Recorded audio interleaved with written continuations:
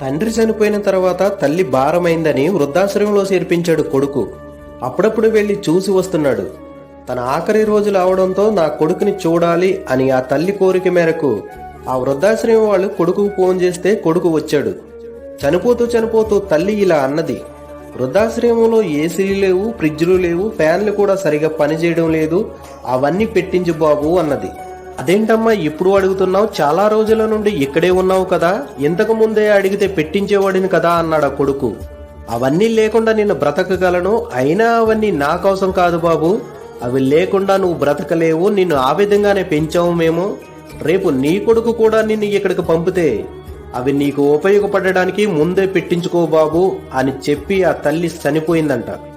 కర్మ ఎవరిని వదిలిపెట్టదు అని మనం నమ్ముతాం, కానీ అది మనకు కూడా అలాగే వర్తిస్తుంది అని మాత్రం నమ్మడానికి ఏ ఒక్కడికి మనసు